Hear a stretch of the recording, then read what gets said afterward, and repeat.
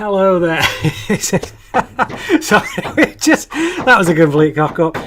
So, hello Lisa, who's just come in literally as we hit go live. So, so I can hear some banging there. I'm just, Sorry. okay. Sorry, that was a bit right. Hello, welcome to the Wall of Weird podcast. We're a week late this week because, well, almost a week late because I went on holiday and the rest of the troops couldn't quite muster up the steam together, even though Nicole had put all the work together behind the scenes. So, right, we're here, better late than never. Hopefully Lisa will join us again after she's told whoever's banging to be quiet.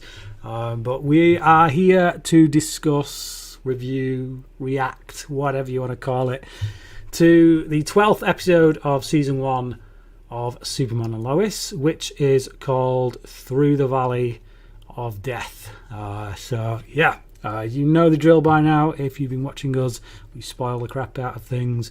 So if you want to watch it unspoilt, go away and watch it first. But beyond that, let's get into it. So we're going to start off talking about... Hey, Brian, we're going to throw Lisa backstage for now, she said. We're going to... okay. We'll throw her backstage. Boom. There we go. Right. So, yeah.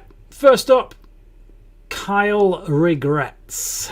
So, I do have to confess... It has been nearly a week since I watched this, and my memory is a little bit hazy. And Nicole did say before we got on, I wish I'd watched this again, actually. So, yeah. Nicole, take it away. Kyle regrets. What does he regret? He regrets what... promoting Morgan. And yes. Bringing the whole town into this mess. And what it's done to the town and his family, and not listening to Lois. Yep. And he wants to get back in firefighting again. And he said, "I'm not going to spend time with my family. I'm going to go off and I'm going to be, back to work." And I'm like, "Oh, is he going to die today?" Yeah. So I remember now. Like that's set up for that moment. Yeah, but we get a member of his brigade turning up and saying, "Yeah, the boys and girls, they kind of don't want you back because they don't trust you," which is a real gut punch to him. I liked There's things I liked about Kyle's story in this. I liked his arc in this. I like the family dynamic between them. I like what they're saying with it. There's a really good message here, actually, for families about... Because you're going to go through struggles, you're going to go through times when it seems like the world is against you. But actually, you can cope with those times. You can cope with those battles if you as a family stick together. Because that's really where your community is, your home base. And I like all that stuff in this episode. I will say... And I think you have a card for it anyway, but it gets super flipping cheesy at one point. To the point where I'm like, oh, really? They're going there? But it is juxtaposed with something else that's going on at the same time. So I kind of like it. And although I wish they'd dialed down the cheese factor a bit. That didn't bother me as much as the fact that the whole town blamed him when he was also a victim. Yeah. Felt a little bit like victim blaming. Yeah. Big time. Like, why were they scapegoating him instead of the person that they knew caused all this? I guess your fault. Mm-hmm. But that's why they call it scapegoating, isn't it? Because the person doesn't deserve. It's like it happens, and I think. I know it happens. It just seemed a little over the top, but Well, if you look at, I had a card for that, but yeah, if you look at like the 1980s in the UK, you look at skinhead culture. A lot of skinheads were perfectly fine, decent people, but Maggie Thatcher at the time kind of got a lot of people worked up and basically made people think that all the immigrants were to blame for job losses and stuff like that. When in actual fact, it was her running of the country and getting rid of all the unions and things like that. So, but then all the hatred turned to immigrants and things, and it's like you wonder where that comes from. It's scapegoating, but I feel like on a societal level, this kind of thing happens every day, and I just think what this episode does really well is show that actually whatever's going on in the outside world, it all funneled down through the family and not in through the family. It's like if your family is strong and if your family is together, then you can weather anything. You can stand up to anything. So, but yeah, great message. Yeah, I think so. Stick together. So we had the scapegoating of the Cushings, which we've just talked about. It was hard seeing her in particular, that woman that was on that image, because they threw a line in there, and I didn't know how many people caught it, but I thought it was interesting. They threw 1984 in, and I was like, that's very timely. All I'll say. Yes. I'll leave it there. So the Cushings reunite. So again, this is really all about what we've just talked about, and this is the moment here where I like that they did it, because it is nice to see them coming together now, because they've had most of this season one of them has usually been kind of off to the side, pushing the other two away, or at least pushing one of the other ones away, and there's always been this sense of love there, but misunderstanding that makes them not want, kind of dive into that love. This is really the first time where we see them really being like the Kents. Yeah. And this scene reminded me of the scene we got, I think, in episode 2 with the painting. Yes. I was literally just thinking about that before. Yeah, I was going to say, because it is a very much like a scene you would see with the Kents, in the sense that they're all playing, splashing each other with paint or water in this case, and just you get the cheesy music over the top and a bit of slow mo, and it's like, oh, happy families. They had the other daughter, I guess, was gone for a while, right? I don't know, the hope for, and then she comes back, and why does she flat out lie like nothing happened? Like her sister's not gonna find out that something happened, when it seems to be the talk of the town. What they taught their daughter to lie, apparently. I mean, they didn't even say anything. That seemed kind of ridiculous to me, especially considering that what's going on right now is that they're all lashing out at them. I mean, I think it would be important to tell her, hey, there are some people in a specific way, obviously she's young, but to completely try to hide it is just gonna make it worse. Yeah, definitely. Okay, so the Lanes. So we've had the Cushings, now it's the Lanes. We've got. I just the picture of Diggle there just threw me off. It makes me want to start talking about Diggle, but he's the next card. So, what did you want to bring up about the Lanes? Because obviously, the first thing is, I love the hug that when Lois collapses into her dad's arms, which is the first time you really see this genuine father-daughter emotion between them. That really hit me. And then the other thing is, oh God, her dad is always lying.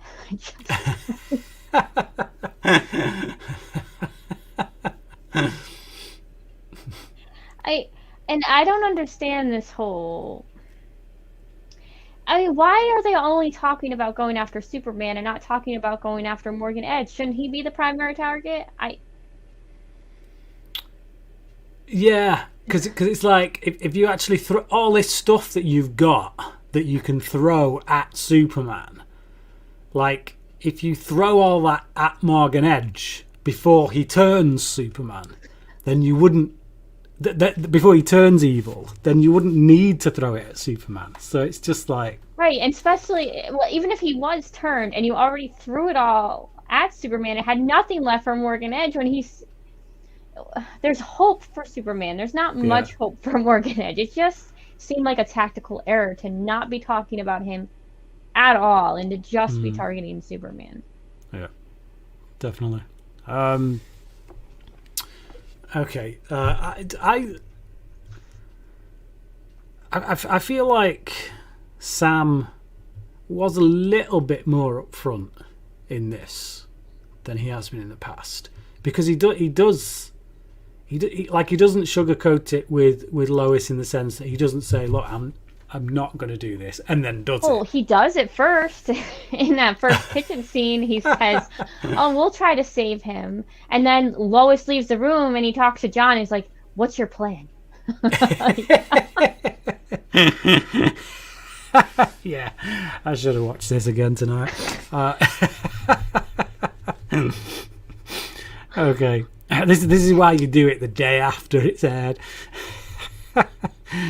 So, all right, so that does in fact bring us on to Diggle, which I don't know about you, but I struggle seeing Diggle here, because now I'm like, where does this all fit in the Arrowverse? Clearly Diggle's still alive. I've not seen, other than a couple of seasons of Arrow, a season of Flash, a few episodes of Supergirl, I've not seen the rest of the Arrowverse. I watched the Crisis on Infinite Earths thing, but a lot of that kind of went over my head because, like I say, I've not been following these series. And now, you know, I'm led to believe that we only now have one Earth, a Prime Earth. Well, only one in the Arrowverse shows. There are other Earths because John came from another Earth. Right. It's just the characters didn't know about other Earths until this episode. That's why Diggle was like, "What? And you didn't tell us that there was other Earths?" Right. Because they were all under the belief that there wasn't. But exactly. But that's why I didn't get it. That's why I didn't get his comment, and it's why I don't get his place, because this is, how do I explain this? Because you've got all these different timelines, and they're all like that, like 10 little fingers going along, and then suddenly they've all crumpled into one. So, well, how do they? Hold on. So the only time, they're not different timelines. There was only 3 different Earths before. There was the one that had Flash and Arrow and Legends on it, and then there was the one that had Supergirl, and then there was the one that had Black Lightning, and then you got the Batwoman that came, but she was on the same Earth as Flash and Arrow anyway. So there was only those two shows that were on different because Earths. if you look at Crisis on Infinite Earths, they go to like Earth 22. They go to Smallville. There's they go to more Earths, but I'm just saying, like, in terms of what characters that we know and love. Now there was also Earth 2, which Flash spent a lot of time on, but other than that, you know, we weren't really attached to any. Oh yeah. No, I get what you mean now. Like, yeah, I get what you're saying with there being only 3 in the Arrowverse. Mm-hmm. But even those 3, we're told now that those 3 have merged into one. So how is it that Diggle still remembers? How is it that any of them remember that there were? So 3? No, that was explained, but you didn't know because you didn't see it. Right. See, this is what I mean. So this is where it becomes a little problematic for me, because I was enjoying Superman and Lois because it felt like its own beast. It was a standalone show. I felt like I didn't need the rest of the Arrowverse in order to see what's going on. The moment you drop that little Diggle bomb in there, it's like it's just been Diggle bombed. So the Martian Manhunter, I think he's the one that he had like some special ring that was able to get back all of our characters' memories. The characters that were actually in Crisis that went to that zone, I forget what the name of it was. They remembered everything, but the other characters, they didn't, because they weren't in that special zone. So they got the ring thing. But so it's interesting because we have 2 very different perspectives here. Brian, who hasn't really seen much of the other Arrowverse, and so for him it's like, oh, I don't really want to see this. And I'm in a totally different standpoint with Diggle. I love Diggle. Like, I like Diggle. I do. And I was like, oh, it's so nice to kind of and I have this clip with Diggle, and if you want to play it. Yeah, here we go. I fought beside him. He's the best we have. Oliver would have said that. Hell, they all would have. This is not an easy decision for me to make. What? Exhausting every option to save the life of an ally, a hero? So hang on, before you move on. Yeah. So he and Sam Lane both know Oliver, okay? So we have to assume that Sam was in Oliver's world, which means that Lois was in Oliver's world, which means Superman was in Oliver's world. So... Well, they are now, because that's the history that happened when they merged together. So I don't know if Sam also got the previous timeline, right? Because that would have been the new timeline. We could probably spend. But that's my point. Is like why is it Diggle knows Sam and they're all buddy, like they can talk to each other like they have a history, and yet when Superman. And yet, like you said, they have that moment where he realizes Superman was from the crisis or whatever. Because after we have Crisis, right there, everyone was under the belief that was we merged all into one, and there was only one Earth. That's what they all believed. So this is the first time in this new timeline that Diggle's learning that there are other Earths. So Flash doesn't even know that they're... Now, I haven't seen the last few episodes of Flash, so I don't know if something has happened since. But from the beginning of seasons, I think I've watched the first 5 episodes of this season, and there was still up until this point, they did not think that there were other Earths. Right. In this new universe. This is a new universe, right? Oh, right. So Diggle has always had a Superman in his world, but it's only in now this he's universe. In this universe. Well, even in the past universe, right? Because he has the memories from both universes. Diggle. He is both. So he remembers fighting and all of those battles that they did together with Superman. There were several crossovers. Because Superman was in Supergirl's world, and that was a separate world to Arrow and Flash. Yes, but Superman came and helped on. Not Crisis on X, but the one after that. There was a few crossovers. So he fought with him there.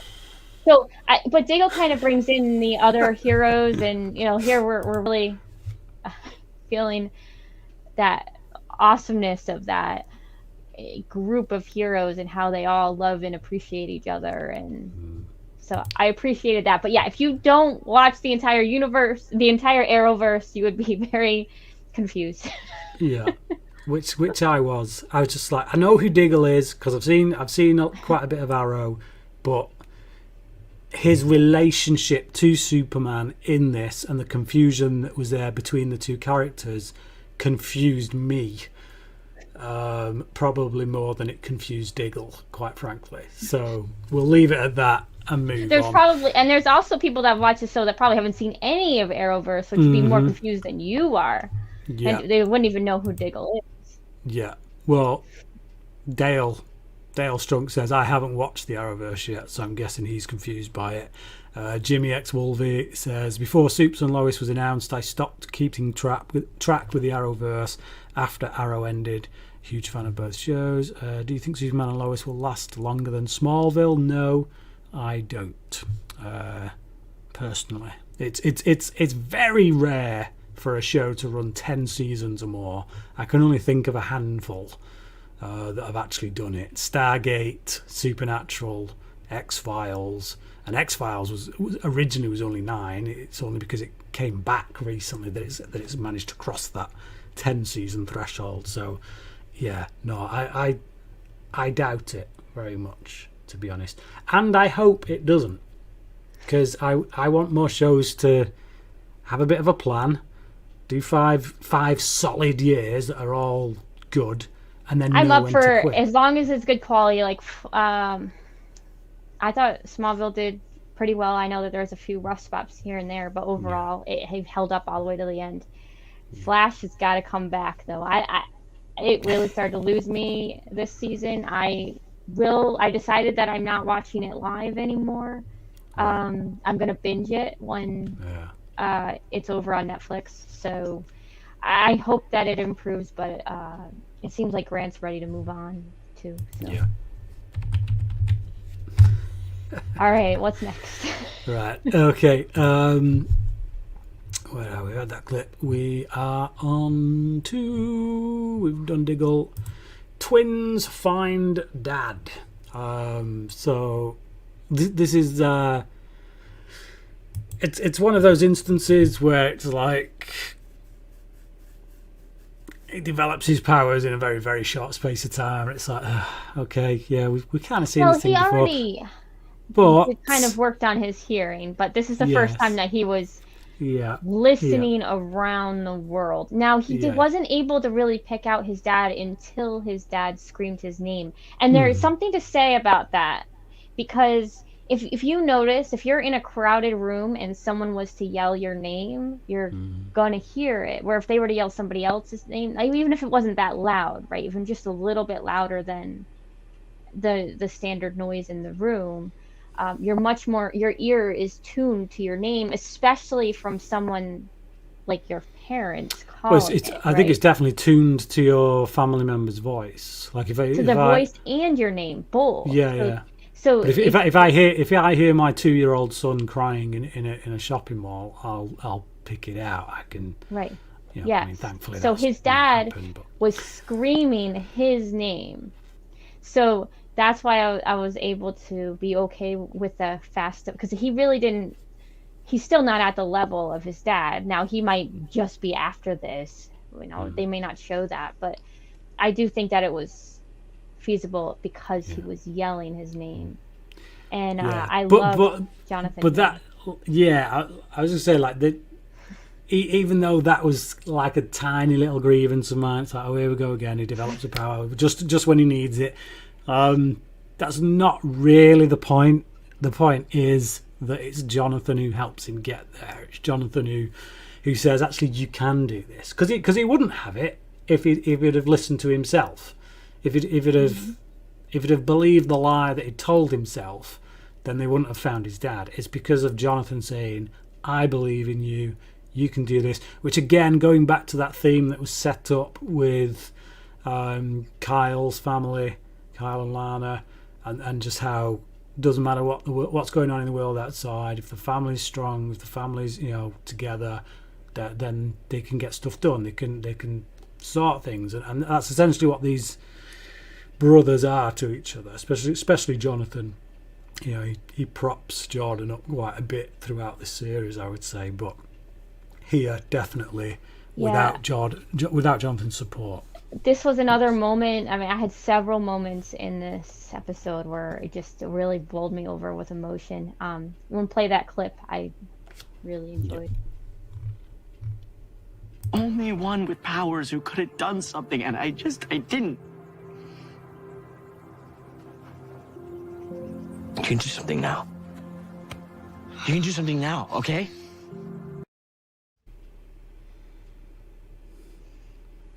Yeah, that was a good one.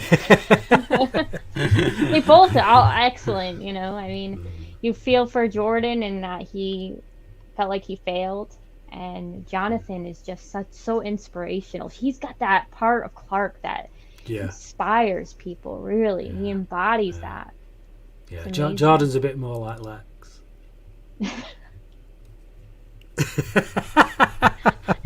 He's quite a little bit self-loathing. Yeah, he's got some issues. He's got some baggage.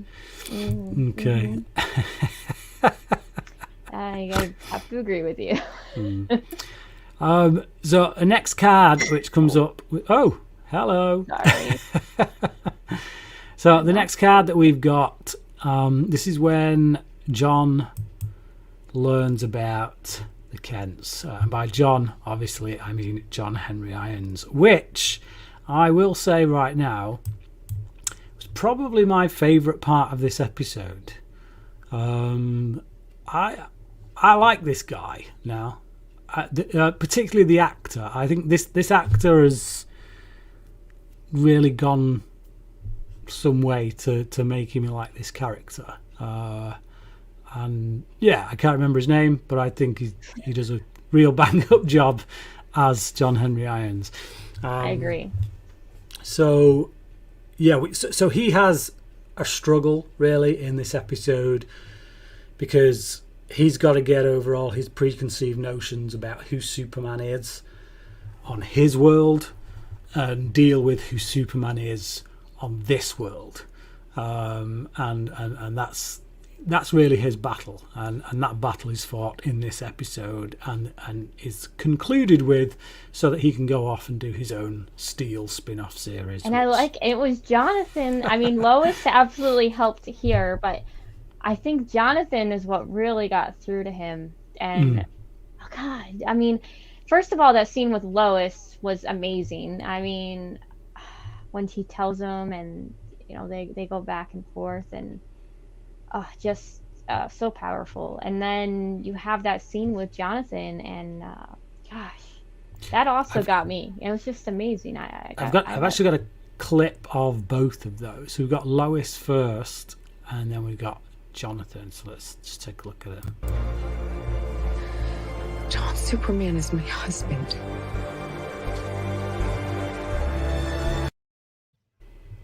Booyah.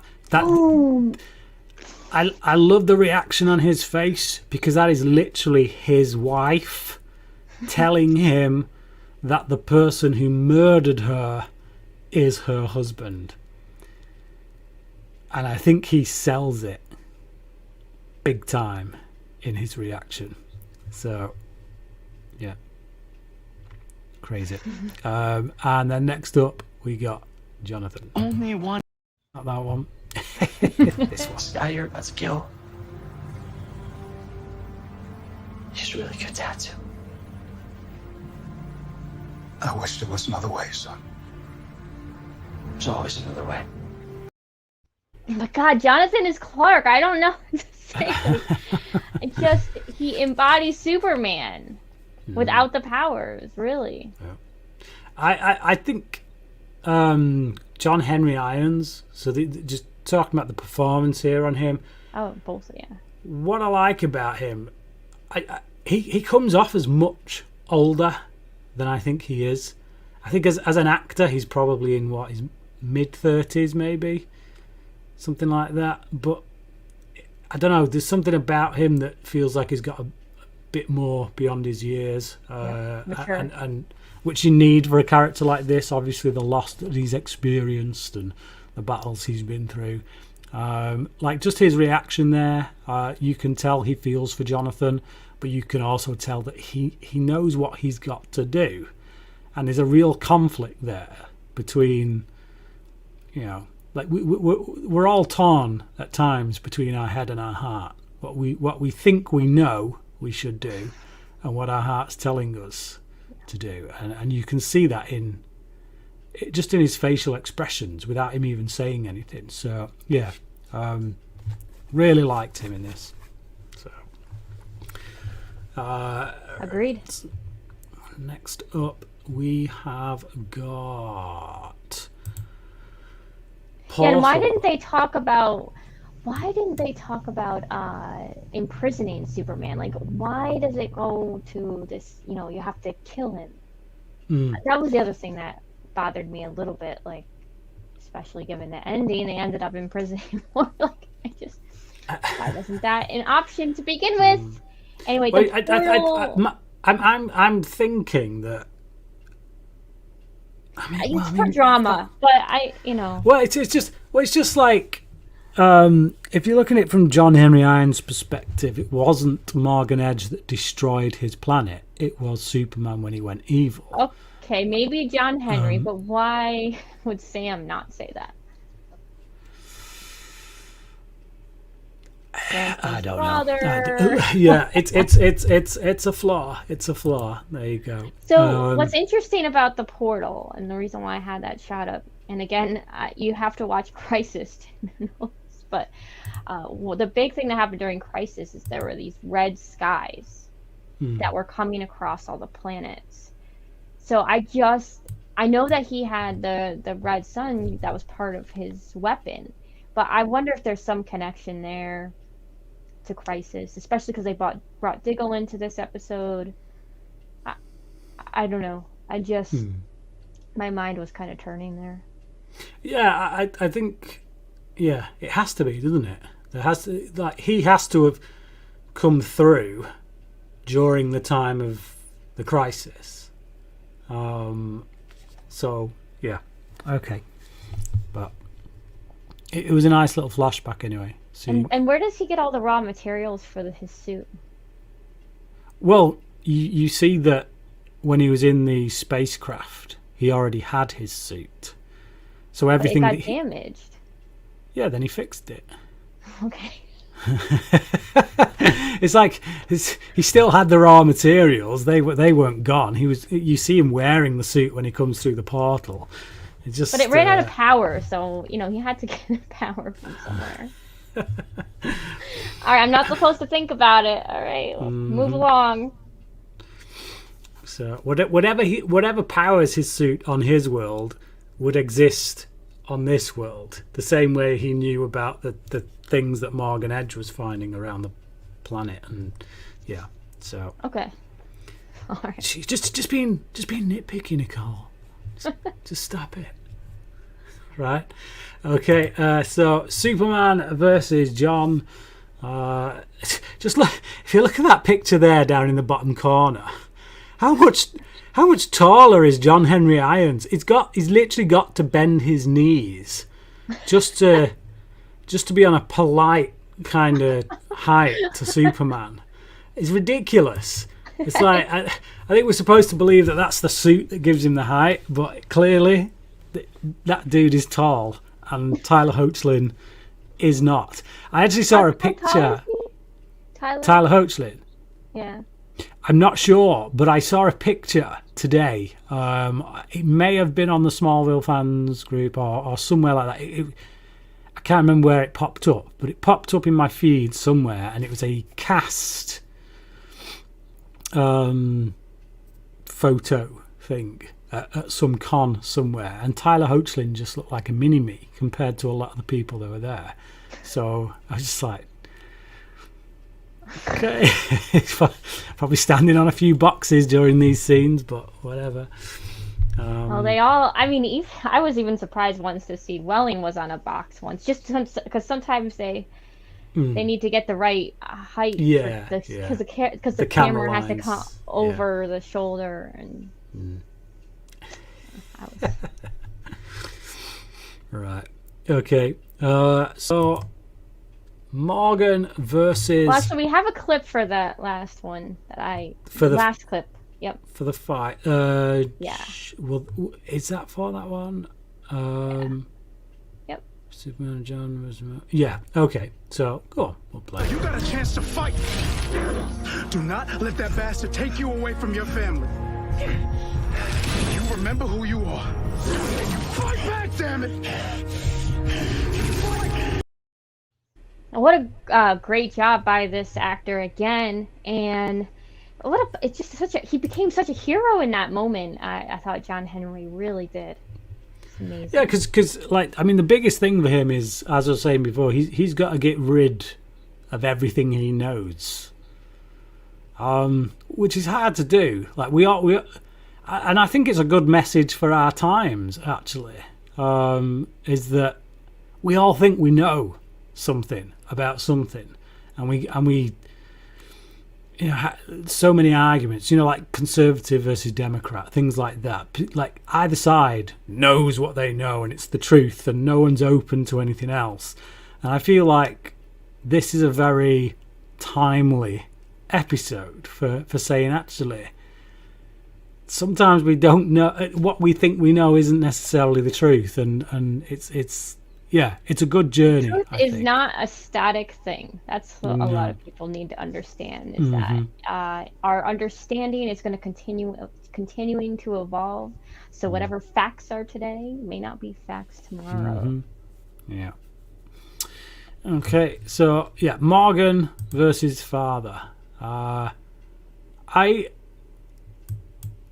don't know about you, but I feel like I should feel a bit more sympathy for Morgan Edge. Well, see, my comment was, because I was asking for it before, was I wanted to feel more layers to Morgan, and I really did feel that in this episode and the last one, that, you know, he was being tortured by his father, and then you know, his father coming at him saying that he failed, and just the look on his face was just, you know, it made me feel a little bit bad for this character, like that he was just trying to live up to his dad's expectations. Yeah. Okay. I sense that's what was meant. That's what I was meant to feel, and I do. I don't know. Sometimes it's mood. I could watch this episode again another time, and I'll probably be like, yeah, it just clicked for whatever reason. But a lot of the time it is on a first time watch, because you're trying to get all the information that is being given to you for the first time, whereas it's usually on the second watch when you can relax a bit more because you know what's coming. You start to key into different things. But having only seen this once, my memory is that I was just watching this stuff, and I felt like I didn't feel like what I feel like the showrunners were trying to make me feel. If you feel me. I get it.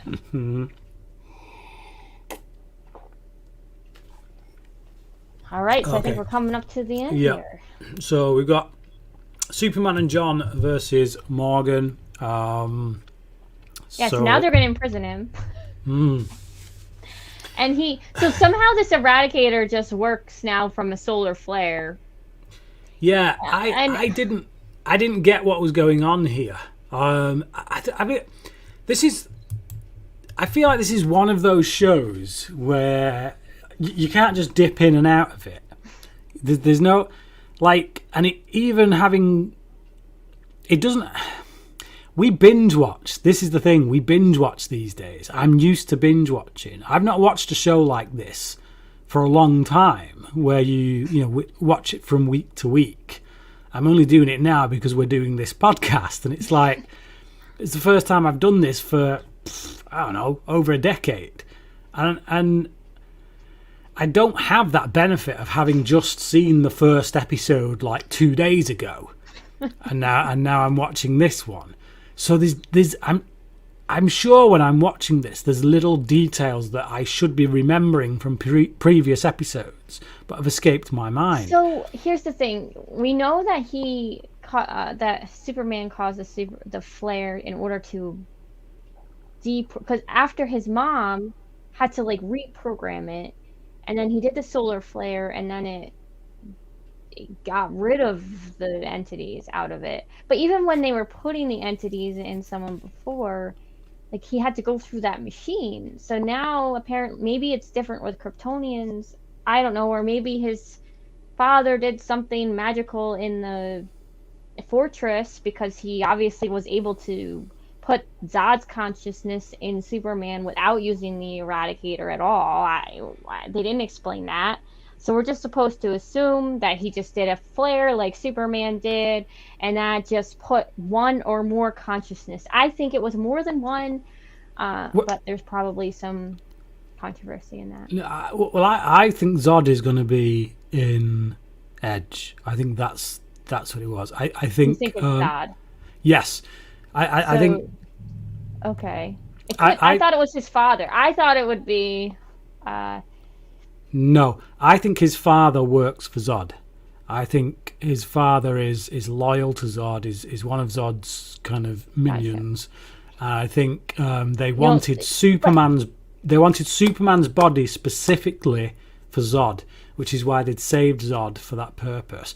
But Superman had to give himself willingly, and that's what this whole process was about. They had to get him to bend his knee, kneel before Zod, so that Zod could take him over.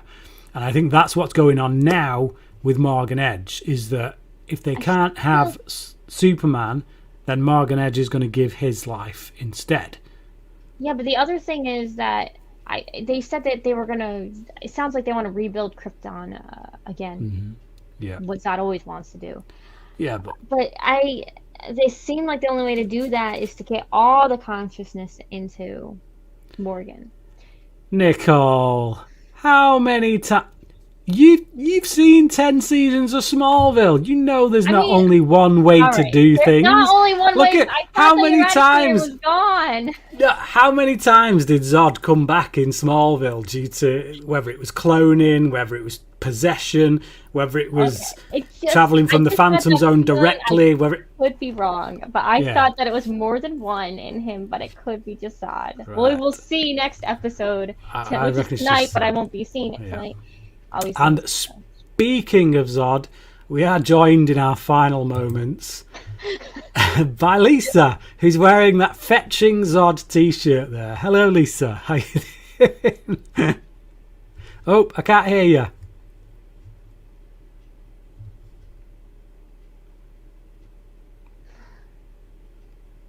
No, nothing. Sorry. I think we only have one more card left. We do. We only have one more card, which is the Kents reunite, as they always do at the end of every episode. I always think of these moments now as the Waltons moment at the end, where they're like, "Good night, John Boy. Good night, Billy Bob. Good night, Grandpa. Good night, Ma." It's like you have to have a moment towards the end somewhere where they all get together, have a cuddle, and say, "Yes, we are the best." It was so warmest beautifully family in shot, the though, world. with the sunset there, and I appreciated the art of it. Okay. Hang on, can I unmute that? Is that what that is? Yeah, Lisa is muted. Okay. Yeah. All right. Okay. Well, let's go on, Lisa. Give us a blast. Can you hear me now? Yeah. Yay! Just in time to do the final ratings here. So, Lisa, having talked about this episode, wrap it up and give us your score. I'll go for a 4. You go for a 4. Go on. Tell us what you liked and what you didn't like, seeing as you weren't really here to do so. I liked the family bits with the cushions, and the Kents and the Lanes getting together.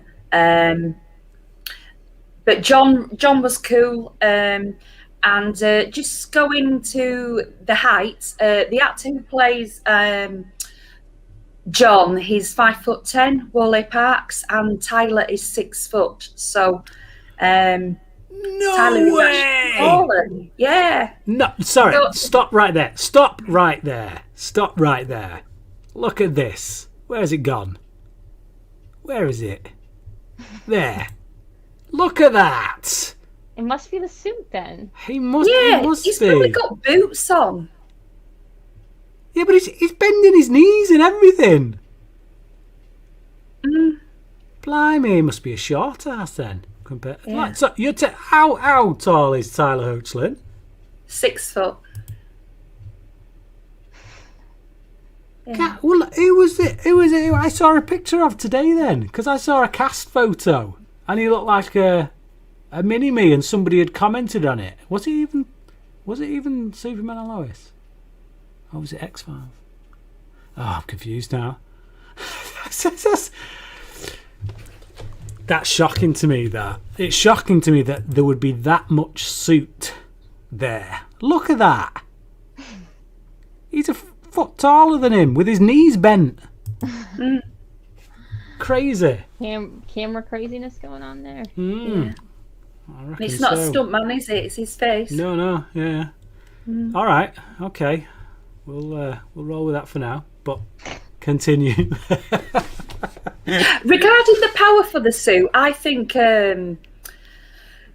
Sam possibly helped John out with getting his suit back online with some of the technology that they've got on this earth. Yeah, possibly. At least he didn't give him some kryptonite. Yeah. So you mean after the Yeah, I get you. Yeah. All right. Okay, so it was a 4 from you, Lisa. Nicole, go on, wrap up. This is my favorite episode of the series. How? Hands down. How? Which is... go on. No question. This is what I've been waiting for. This was a 5 for me. Definitely 5. It had I think 6 times it hit me in the feels, and it had good action. Maybe not the best that the show has done, but it had some pretty good action. And just the flow, everything. You know what? Remember I said last week, it depends on what they do with evil Superman. I take everything I said back. Okay, I said I would definitely raise my rating of last episode. I will. It was totally worth that frustration I went through last week. Yes. I loved him fighting and coming back and being he really was Superman in this episode. Okay. Awesome. I'm going to go with a 4 as well. I don't think it's the best episode of the season. I think even you have put a few holes in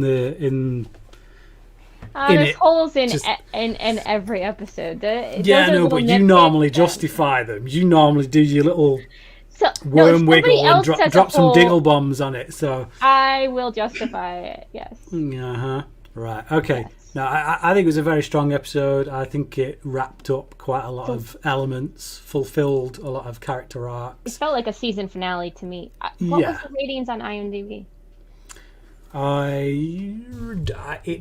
It wasn't as high as the episode prior to this one.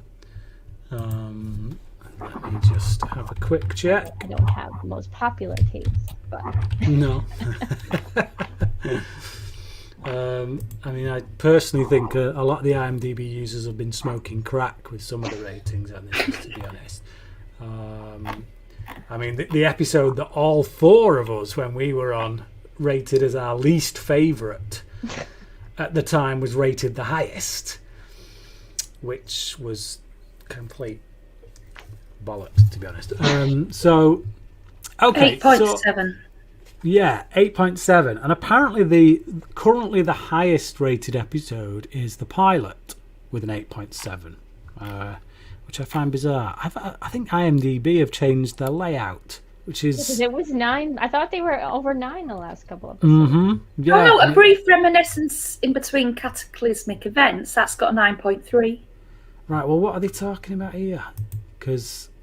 Oh, that's just the listing. Yeah, so, okay, so... Right then, yeah. Apparently, Failsafe has got a 9.8. I don't know how, because it's not been released yet. Because it's next. That's on tonight. Yeah. So there you go. IMDb users People for you. are. Right there. They let people rate them before the episode is out. Which is ridiculous. So, which was the one that we thought was the last? Oh, was it? No, 2 episodes ago. Least favorite, wasn't it? Was it? I think it was. I don't know. We'll have to go back. Yeah. The reminiscence between 2, maybe that was it. Wasn't Loyal Subjects, was it? Because we loved A Brief Reminiscence in Between Cataclysmic Events. I personally thought that was maybe the best episode. So maybe it was 2 episodes ago. I think that we wasn't last episode. It was the episode before that we all right. Maybe it was Loyal Subjects. Yeah. Basically, it was the one where it felt like they'd just wrapped everything up way too fast. Oh yeah, that was the one with when Lana got possessed by by Superman's mum, and there was just no emotion in it, and then they did the big battle sequence with all the Kryptonians, and you're just like, what the hell? This is a 2-parter at least. But yeah, that was like. I think that was Loyal Subjects, and that's still got an 8.8 on here, which is... This was so much better than that. Okay. Yeah. Like, it is one... I don't understand you guys. No, I don't get it. I don't get it. I think IMDb users need to lay off the drugs, but there you go. So, yeah, there you go. That is it from us tonight. Sorry it's late. Durban couldn't join us tonight because he's got other things on, and we usually reserve Thursday night. So if we don't do Thursday night, he can't quite make it. But say hello to him on your travels. And yeah, thanks for watching us three. 2.5. just about, yeah, 2.5, 2.25, something like that. Yeah. Okay, and until next time, up and away. That's what I can. That's the sign off. From now on, that's the sign off. Till next time, up and away.